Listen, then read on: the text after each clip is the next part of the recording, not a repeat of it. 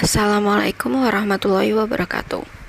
Perkenalkan, nama saya Friska Skarwidyastuti. Saya dari kampus STIE Totalwin Semarang dengan mata kuliah Ekonomi Manajerial. Kali ini saya akan mempresentasikan makalah analisa jurnal dengan judul Analisis Perilaku Konsumen dalam Keputusan Pembelian Makanan di Kota Surakarta.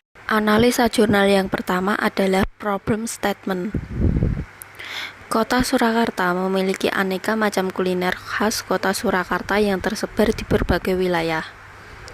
Aneka kuliner tersebut digabungkan pada suatu tempat yang dinamakan Geladak Langen Bogan atau yang lebih dikenal Galabo.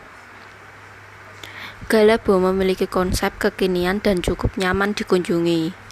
Terbukti pengunjung lokal maupun luar daerah menyempatkan berkunjung di tempat ini. Belum lagi di saat akhir pekan dan hari libur, banyak orang datang ke tempat ini menambah geliat kehidupan malam yang unik.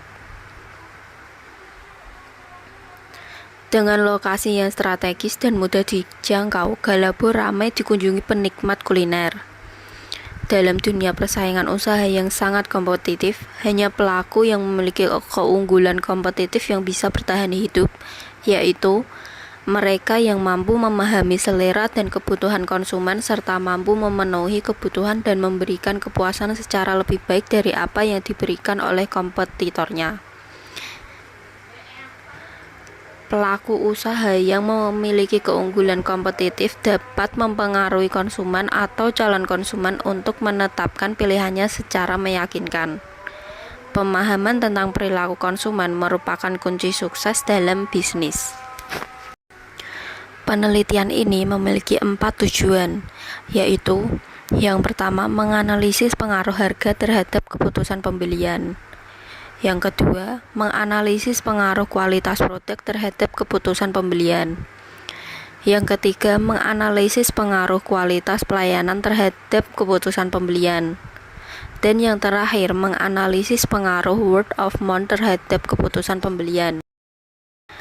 Dari tujuan yang saya jabarkan tadi, akan didapatkan rumusan masalah, yakni yang pertama, apakah harga berpengaruh positif signifikan terhadap keputusan pembelian makanan di Kota Surakarta? Yang kedua, apakah kualitas produk berpengaruh positif signifikan terhadap keputusan pembelian makanan di Kota Surakarta? Yang ketiga, apakah kualitas layanan berpengaruh positif signifikan terhadap keputusan pembelian, yakni makanan di Kota Surakarta? Dan yang terakhir, apakah word of mouth berpengaruh positif signifikan terhadap keputusan pembelian makanan di Kota Surakarta? Atas pertimbangan kerangka pikir yang saya tampilkan ini, maka hipotesis yang penulis kemukakan sebagai berikut. H1, harga berpengaruh positif dan signifikan terhadap keputusan pembelian makanan di Kota Surakarta. H2, kualitas produk berpengaruh positif dan signifikan terhadap keputusan pembelian makanan di Kota Surakarta. H3, kualitas layanan berpengaruh positif dan signifikan terhadap keputusan pembelian makanan di Kota Surakarta.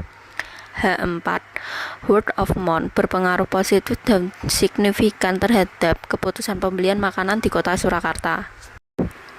Adapun indikator-indikatornya adalah sebagai berikut. Variabel harga atau X1 mempunyai indikator daya saing harga produk, kesesuaian dengan manfaat produk, keterjangkauan harga produk, kesesuaian harga dengan kualitas produk. Variabel yang kedua ada kualitas produk atau X2 dengan indikator bentuk, ukuran atau struktur fisik produk yang diberikan, karakteristik produk yang menjadi pelengkap fungsi dasar produk, kesan kualitas dari produk yang diberikan, desain yang merupakan fitur yang mempengaruhi tampilan, rasa, dan fungsi produk berdasarkan kebutuhan pelanggan, kualitas kinerja yang merupakan tingkatan utama produk beroperasi, gaya yang menggambarkan penampilan dan rasa produk kepada pembeli. Variabel yang ketiga ada kualitas layanan atau X3 dengan indikator yang pertama tangibles, bukti nyata dari kepedulian dan perhatian yang diberikan oleh penyedia jasa kepada konsumen. Responsiveness, daya tanggap yang dilakukan untuk memberikan pelayanan dengan cepat dan tanggap. Yang ketiga ada empati, yaitu kemampuan untuk memahami kebutuhan dan keinginan konsumen. Yang keempat ada assurance, yaitu memberikan kepercayaan kepada konsumen atas produk yang ditawarkan. Yang terakhir ada reliability, yaitu kemampuan untuk melaksanakan jasa secara tepat waktu. Adapun variabel yang keempat ada word of mouth atau X4 dengan indikator yang pertama, keinginan untuk menceritakan hal baik tentang produk. Yang kedua ada keinginan untuk menyarankan orang lain untuk menggunakan produk. Yang ketiga ada keinginan untuk mempengaruhi orang lain untuk membeli produk. Selanjutnya ada keinginan untuk memotivasi orang lain untuk menggunakan produk. Yang terakhir ada keinginan untuk mengajak orang lain menggunakan produk. Adapun variabel yang terakhir yaitu keputusan pembelian atau Y dengan indikator pengenalan masalah, pencarian informasi, evaluasi alternatif, keputusan pembelian, perilaku pasca pembelian. Yang terakhir ada result and conclusion. Berdasarkan uji analisis regresi linear berganda yakni uji T, uji yang digunakan untuk menguji keberartian model regresi untuk masing-masing variabel secara parsial, maka didapatkan hasil sebagai berikut. Pertama ada pengujian variabel harga. Berdasarkan hasil pengujian diperoleh nilai T lebih kecil dari 0,05. Artinya, variabel harga memiliki pengaruh secara signifikan terhadap keputusan pembelian. Yang kedua ada pengujian variabel kualitas produk. Berdasarkan hasil pengujian diperoleh nilai T lebih besar dari 0,05. Artinya, variabel kualitas produk tidak memiliki pengaruh terhadap keputusan pembelian. Yang ketiga ada pengujian variabel kualitas pelayanan.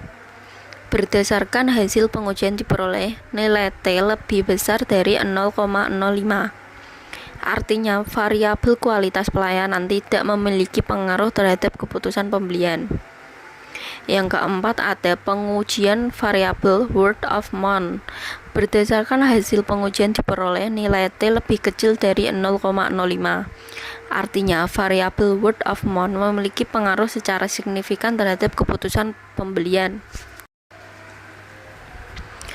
Dari simpulan yang saya kemukakan tadi, disampaikan beberapa saran sebagai berikut, yaitu yang pertama, daftar harga yang terpampang di setiap kios Galabo untuk dipertahankan karena memudahkan setiap pengunjung untuk memilih makanan sesuai budget dan keinginan mereka.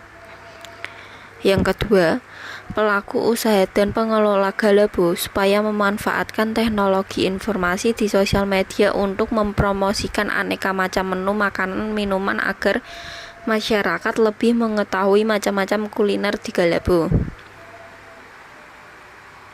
Yang terakhir, wisata kuliner Galabo mempunyai daya tarik yang dimana memiliki ciri khas kuliner dengan menu yang beragam dan unik.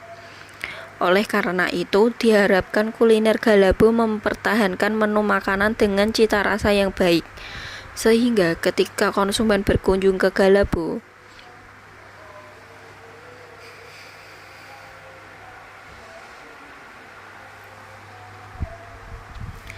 mereka dapat menceritakan pengalaman positif mereka kepada orang lain sehingga word of mouth yang diberikan baik. Ketika word of mouth yang diberikan kurang baik berdasarkan pengalaman konsumen, hal tersebut akan memberikan anggapan tersendiri bagi seseorang yang mendapat cerita berdasarkan pengalaman orang lain yang sudah melakukan pembelian. Oleh karena itu, diharapkan penjual selalu mengutamakan rasa kebersihan di Galabo. sehingga word of mouth yang dihasilkan positif. Dengan harapan Galabo Kota Surakarta dapat lebih dikenal masyarakat luas, sehingga yang diketahui Galabo merupakan salah satu ikon Kota Surakarta. Sekian presentasi analisa jurnal dari saya. Jika ada salah-salah kata, saya mohon maaf.